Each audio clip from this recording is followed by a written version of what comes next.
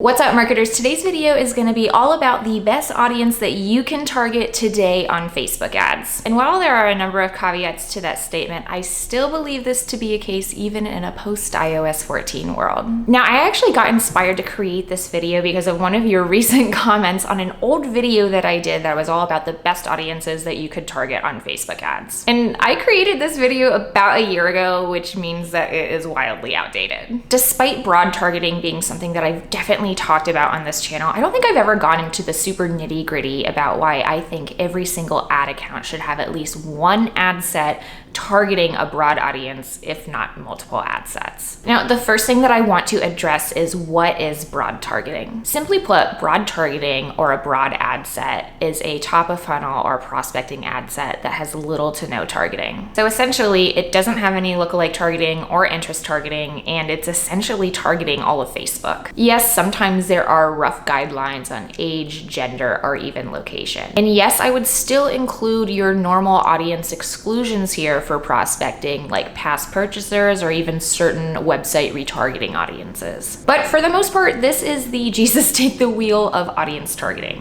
which is allowing the algorithm to spend your money in the places where it thinks it's going to get the best results. Now, before we dive in, I've spoken with countless media buyers and new business owners, and this idea of broad targeting always seems to stump them initially. And that's because it kind of seems counterintuitive. Like, why would you want to target all of Facebook, aka all of a certain country, when you could actually help Facebook by narrowing it down into interests that you know that your customers are already interested in? Wouldn't that be more efficient? Wouldn't that help bring my costs down? And what about audience targeting? Now, be sure to stay around to the end of the video where I dive deeper into those questions. But right now, I want to talk about the 3 reasons why every single ad account should be using broad targeting. And number 1 is Facebook is still smarter than you, yes, even after iOS 14. This is still the best audience or ad set out of a majority of the ad accounts that we have at Thesis. And this is because the real secret behind Facebook ads in 2021 is really just a combination of good creative and just telling Facebook what you want it to do. There are no more hacks.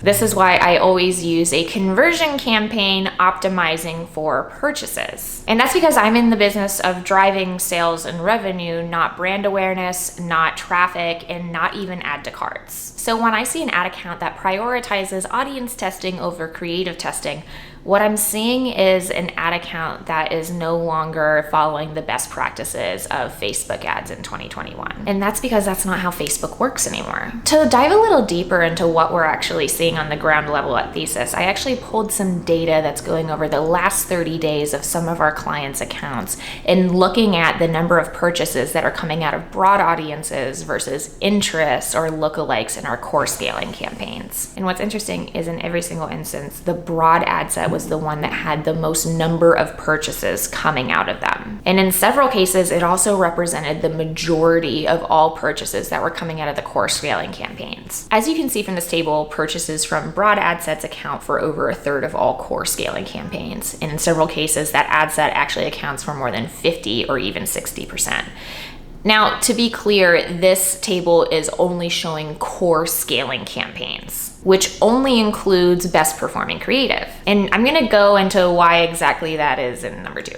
So number 2, broad targeting is literally the most scalable audience that you can have. And that's because Facebook is always going to be able to find more people that look like your buyers in that audience. With interest and lookalike targeting, in some ways you're actually handicapping the algorithm because you're not allowing it to look outside certain parameters. So by keeping broad targeting in your core scaling campaigns, you have an audience that is infinitely scalable as long as you keep on regularly injecting it with new best performing creative. So I know I've been talking mostly about the core scaling campaigns, but I know that many of you, especially the ones that watch all my videos, are wondering about creative testing. And yes, I always use broad targeting to test my creatives. And the reason why we do that for creative testing is again about that scalability factor. We want to develop and strategize creative that has the best chance for scalability and reach. So by utilizing broad targeting in our creative testing campaigns, we are essentially training the algorithm to find our customers in the biggest swimming pool possible. And we're forcing ourselves to develop creative that is more scalable and has a broader appeal.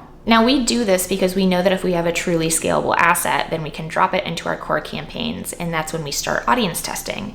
with assets that we already know succeed at a broad level, which are going to make our ad dollars way more efficient. Now, number 3 is a little bit more nuanced, but it's all about time and effort.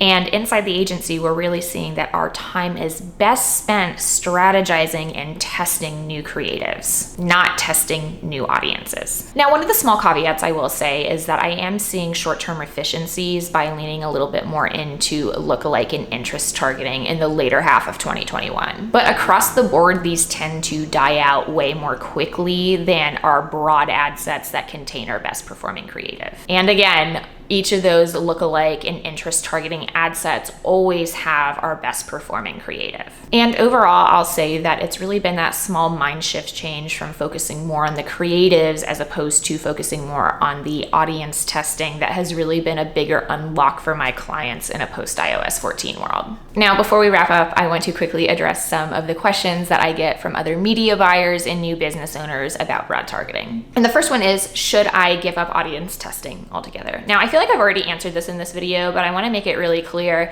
that you should in no way give up on audience testing, but you should really be shifting your focus to testing more creatives, whether or not that's more iterative tests or net new tests. If you'd like to see the exact framework that I use at Thesis for my creative testing, be sure to leave a comment down below. In short, I spend a bulk of my time testing creatives in this campaign and then dripping the winners into this core campaign, which is where I like to test some audiences every now and again with top performing creatives. Now, the next question is what if I have a low budget or I'm just starting off? Should I still be testing my creatives with a broad ad set? Now, if you're spending less than $5K per month on your Facebook ads, I would probably actually have a slightly different strategy in this post iOS 14 world. And if you're interested in seeing that account build out, be sure to leave me a comment below and I can create that content for you within the coming weeks. But suffice it to say that I would do a bit of a combination campaign where I would start off with some high quality audiences and a diverse amount of creative to get started. Then once you get some learnings, I would quickly move to a structure that looks like this as you begin to scale.